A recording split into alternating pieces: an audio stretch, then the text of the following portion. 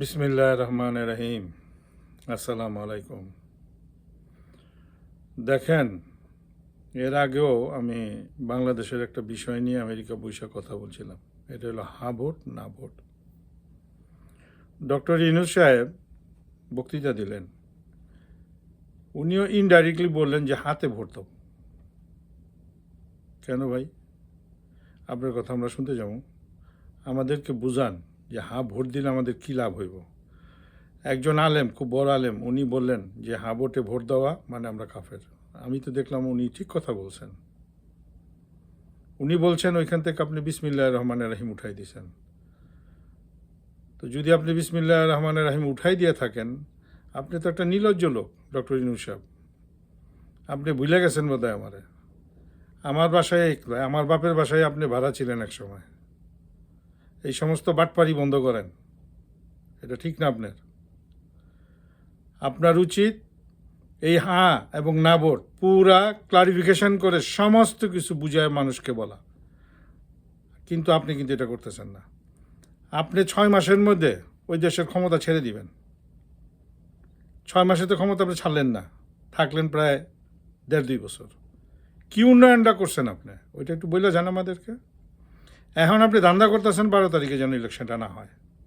Doctor Yunus সাহেব, ওইটা বাংলাদেশ, ভুল করেন না। মানুষ খেপে না। আমরা এগুলি বহু জন্মের পর থেকে দেখছি, মানুষ যখন খেপে না, তখন আপনার মতো ইউনূস সাহেব ওই দেশে বাস করতে পারবেন না, চিটাগাঙে যাইও বাস করতে পারবেন না। এগুলি বন্ধ করেন দয়া করে। এবং জামাতের যারা এগুলির মধ্যে ইনভলভ, দয়া করে বলমু, আপনিও আল্লাহর উপরে ভরসা করেন।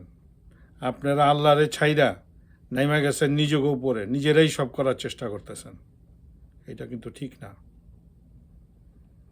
আমরা সাধারণ মানুষ, একটা ভোট দেই। আমরা এই একটা ভোট করেই মানুষ এমপি হয়, কমিশনার হয়, সব হয়। এই ভোট দিই। এই ভোটের অধিকারটাই শুধু আমরা আপনাদের কাছে চাইছি। যেই দিন এই বাচ্চারা নাম ছিল, ভোটের অধিকারের জন্য তারা নামে নাই। বিগত 15 বছর বিএনপি শুধু এই ভোটের অধিকার নিয়ে যুদ্ধ করছে। আপনারা জামাত বলেন, সবাই এটা নিয়ে যুদ্ধ করছেন।